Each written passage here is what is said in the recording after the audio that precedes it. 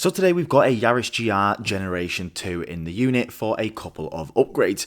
One of them being an upgraded side radiator and the other one being an upgraded gearbox oil cooler, both of which are very important if you plan on tracking your Yaris.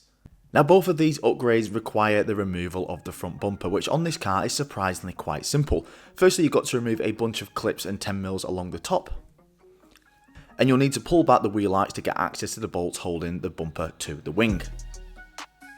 And last but not least, you'll have to get underneath the car and remove some of the bolts and the clips attaching the bumper to the under tray.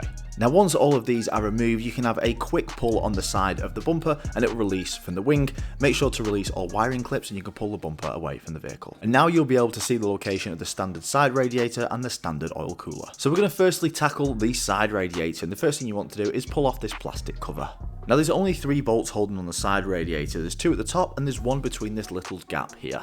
Now you will lose a little bit of coolant in the next step, so if you don't want it going all over your floor, have some precautions at the ready. Now before you install the upgraded AIRTEC side radiator, make sure you have the rear cover bolted on ready to go, and then you can put it in space of the original side radiator. It uses the same 3 bolts that the original one did, and just look at the size difference between them two. Now to change over the pipes, we did this one by one using a hose clamp to minimise the amount of spillage that we had from the coolant. And after everything is nice and tight, you can put on the front radiator surround using the bolts supplied in the kit. Now we will have to bleed the cooling system, but for now we're going to turn our attention to the oil cooler on the other side of the car. Now we first need to remove the plastic cover here using these 2 plastic clips. Now not only do we need to remove the bolts of the actual oil cooler, but we need to remove the actual support behind the oil cooler as well. Now to get access to the gearbox oil cooler lines, you're going to have to remove the under tray. Now these are the lines going from the gearbox to the gearbox oil cooler. Now we are going to be replacing some of these lines with the AIRTEC ones supplied in the kit. Now before we go any further, again make sure to bolt on the rear cover to the oil cooler before trying to install it on the vehicle. So we are going to remove the oil cooler and 2 of the lines in one unit. So the first thing you want to do is release this hose clamp and remove that lower hose. Now in the kit we do have a cap for you to use temporarily so you don't lose that much oil. Now with that first line removed and capped, you have to remove the other line directly above this going to the oil cooler as well. Now this hose is quite hard to see on this clip, we will show you in a few seconds exactly where that hose is. Now with both of those lines disconnected, you can remove the oil cooler with the lines attached. Now with the aftermarket oil cooler, you'll have 2 lines. You'll have a straight one like this and one with a bend, which we'll show you in a minute. We recommend installing this straight one onto the radiator now, as it's quite difficult to access the Jubilee clip once it's bolted onto the car. Now this is the other hose in the kit, and we recommend pre-installing this in this orientation before starting to install the oil cooler, using this clamp here supplied again within the kit. Now with that straight line bolted onto the bottom of the radiator, you can actually start bolting this to its original mounting plates on the car using the bolts supplied in the kit. Now you might have to loosen off the air duct to access some of the bolts to the oil cooler. And using the Jubilee clip supplied in the kit, it's time to reinstall the oil cooler lines.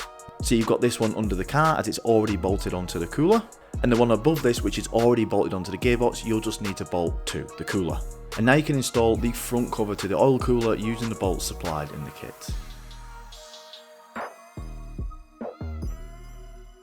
Now in the kit as well, you'll be supplied with some new mesh grills. Now this front bumper has already had the original ones removed, so it's a very simple job for us just to install the new ones. Now you will have to top up your gearbox oil. You might have lost someone transferring over to the new lines, but the new oil cooler has a much higher oil capacity, so you will have to top up the oil to compensate for this. Now there are different variations of this vehicle, so we recommend that you personally check out your service manual to make sure you're getting the right procedure, and also make sure you're choosing the right oils. Now with the gearbox oil cooler installed, it's time to bleed the whole cooling system. After we installed that side radiator earlier in the video, there will be a lot of trapped air in the system and we have to bleed all that out. So remove the cap to the reservoir, start the car, put the heaters on full and get it up to temperature. Now bleeding out this side radiator can be a difficult job, and if you just sit there on idle it will never bleed. So you want to give the car some high revs and get the water pump moving nice and fast. This will flush the fluid through that radiator and bring the air to the top of the system. Once you've got to the point where both pipes are hot to the touch, that means that hot coolant is flowing through that radiator. And once you've installed the under trays and put the bumper back on, it's time to have a step back and look at your Gen 2 Yaris GR with the upgraded side radiator and the upgraded gearbox oil cooler. With these cars being quite a small engine, they do suffer from heat problems, and when you're out on track, that can quickly turn into a limp mode. So these cars really do need all the help they can get when it comes to cooling it down, especially if you're driving it hard, and extra especially if you're taking it around a track.